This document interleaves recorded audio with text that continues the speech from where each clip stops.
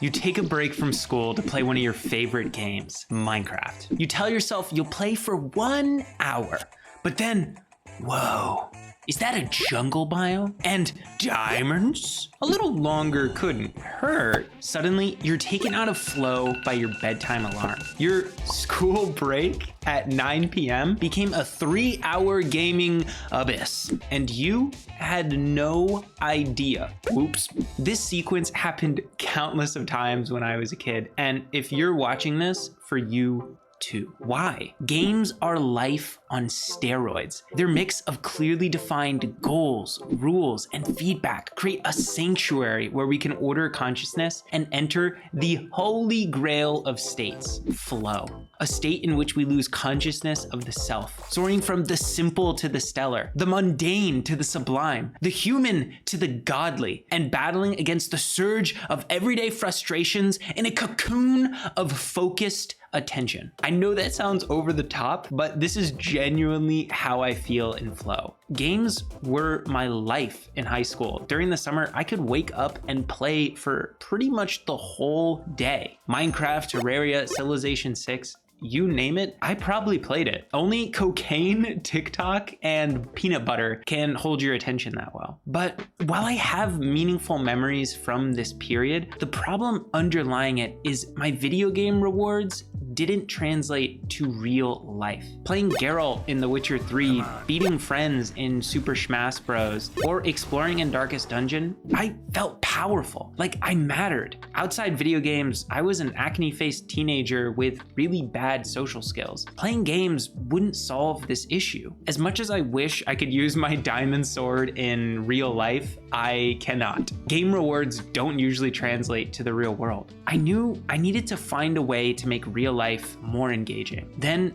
it dawned on me. Why not turn my real life into the most fun game imaginable? Becoming what I call a game creator. Once I came to this insight, I started reading every gamification related resource I could get my hands on. Reality is Broken, Super Better, Actionable Gamification, and more. And over 4 years, I developed the path of the game creator. Instead of building bases in Minecraft, I now spend my energy building YouTube videos, podcasts, and newsletters, and products for my online business to create passive income. I have a great exercise, diet, and sleep routine, and I have fantastic relationships with my friends and family. And I'm not saying you can achieve any of this instantaneously or even quickly. Unfortunately, I do not have the cheat code for life. But through showing you the game creator path, I am confident that you can start turning your own life into the ultimate game as well. How? Game creators leverage the power of games by asking one fundamental question in every avenue of life. How can I make this into a game? A game is simply a hierarchy of goals, rules, and feedback. And by getting clarity over these 3 things in life, game creators turn their life into the ultimate metagame, an infinite flow state. They can find meaning, reinvent themselves, and realize their ideal future. They can start a business, get a super body, or find their life partner, and more. Life becomes way better than any game. The path of the game creator isn't only for gamers, it's for anyone who learns to gamify their life. Athletes can gamify their workouts by setting time improvement goals with rules for incremental increases in distance and feedback through a fitness app. Students can gamify their study habits by setting goals for each study section, like competing with friends over candy. Reese's Peanut Butter Cup is the best one, by the way. And establishing rules for focused study periods, like using the Pomodoro technique, or getting feedback from flashcards, practice tests, or peer coaching. Artists can gamify their craft by setting goals to complete a piece each week with rules about exploring different mediums or themes and feedback from sharing online. So it's clear that anyone can become a game creator. But how does creating games help you achieve these things? Games create a funnel for your attention. The subconscious or conscious games you play in your life influence the information that pops into attention. What you attend to influences your feelings, perceptions, and thoughts. Feelings, perceptions, and thoughts influence your behavior. Your behavior influence your results. Your results influence your progress towards your game, which in turn start the cycle all over again. And while I have portrayed this as a linear process for simplicity, it's more tangled than headphones in your pocket, right? It's affected by factors like context, genetics, past experiences, and more. But in sum, this is the gameplay loop of life, similar to how mining, crafting, and building are the gameplay loop of Minecraft. In effect, the quality of your games play a large role on the quality of your life. Create a game for losing 10 pounds and salads start popping up everywhere. Create a game for making a piece of art and everyday things start giving you inspiration. Create a game for raising money to buy legendary status on Hypixel for $60, and you'll learn what it means to waste your birthday money. The more meaningful, clear, and actionable games you create, the better you can fight distraction. Of course, one might say, why not use the pre-made games already existing in life? I call these visible journeys. Some examples of visible journeys are traditional education and leveling up in your corporate job. There is variation in how these are gone through, but generally the goals, rules, and feedback remain similar from person to person. There are two major reasons you must become your own game creator. The first reason you must learn to create your own games is because the world is changing faster than ever before. The internet's been around for 30 years, modern phones around 15, and ChatGPT for around a year and a half. 1,000 years ago, technological progression was considered a new way to sharpen a stick. So more and more previously visible journeys are becoming obsolete or invisible. Invisible journeys are unexplored games, similar to an unfamiliar cave in your favorite exploration game. Like a skill tree in an RPG, the more invisible journeys you go down, the more paths you unlock. The more complex you can make yourself, increasing your value. Some invisible journeys include creating a new business, connecting two disparate interests like cooking and psychology, or coming up with your life's work. Invisible journeys are gold mines ripe for mining. Because game creators have the skills to create their own self-created goals, rules, and feedback, they can venture into invisible journeys. First, to help themselves, then to illuminate the path for others. In this way, game creators are paladins of progress. They turn their individual journey of self-actualization into a collective journey. They can do this for free, or like I am, they can turn it into a business and create an income stream. The second reason you must create your own games is because someone else's game isn't guaranteed to fulfill you. Everyone has different interests, resources, skills, playstyles, and more, which change how you want to play life. So copying someone else's game blindly would be like me playing a barbarian when I have more of a mage playstyle. My battle cry is more of a yep than a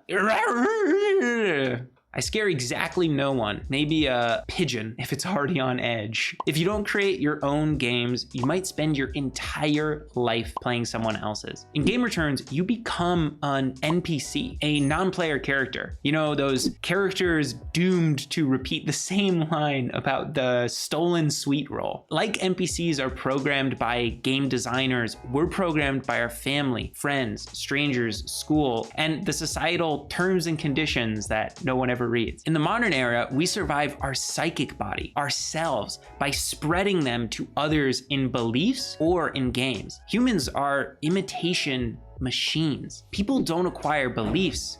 Beliefs acquire people. Ideas or games that don't spread well either never enter the cultural zeitgeist and therefore don't affect the majority of humanity. Ideas or games that do spread well, like that of school, Christianity, or Republican, can influence the unconscious goals of people, potentially robbing them of their autonomy. In the same way we defend our physical bodies, we defend our mental bodies as well. Question someone on their politics and they might lash out as if their physical body were under attack. It's survival. This is how you find yourself defending someone else's game. Most horrible acts in history are a result of one person saying their belief or game is better than another's. The good news is awareness is the first step to change. When you combine awareness with becoming a game creator, you try less rigidly to survive any set belief or game. You understand how important it is to find your own path in life. You value open-mindedness and curiosity. So the last question is, why games? Couldn't we create goals instead? For a shameless James Clear copy, you don't rise to the level of your goals, you fall to the level of your games. I'll be honest, goal setting leaves a bad taste in my mouth because throughout high school and college, teachers would shove smart goals down my throat like undersalted vegetables. Is that goal specific enough, Aiden? Do you have a way to measure that goal, Aiden? Do you have time frame for that goal, Aiden? And in comparison, the way that games set goals is just more enjoyable.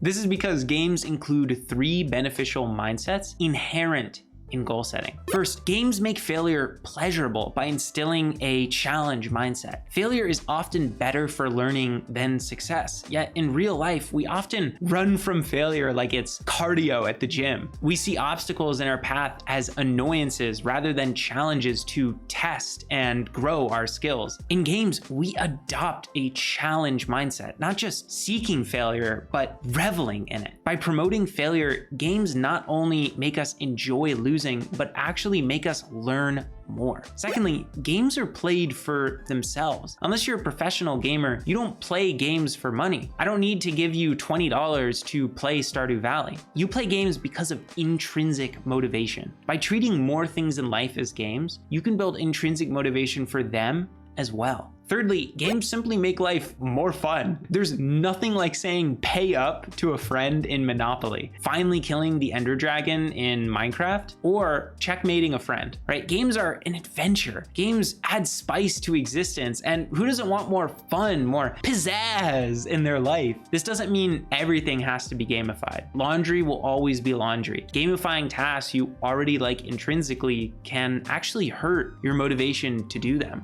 I know personally from content creation, I used to do it just for the pure joy of doing it, but as I've gotten further, it sometimes is harder to motivate myself just to create. This video, however, really touches my heart, and I'm creating it just to show my soul, because it touches me so much. I used to be addicted to games, and the path of the game creator has helped me overcome that. But for more difficult, especially long-term things, the game creator path is your secret tool. It's your journey to making real life more fun than Minecraft. There are infinite games that you can play after watching this video. But the question is, are you going to play the game of life? If you want to, get my gamification resource list to turn your real life into the most fun game imaginable. You'll create your superhero alter ego, define your epic quests and wins, and cultivate your skills and abilities while fighting your bad guys. You can get that resource list in the description below. As always, have a fantastic rest of your day, eat some peanut butter, and bye-bye.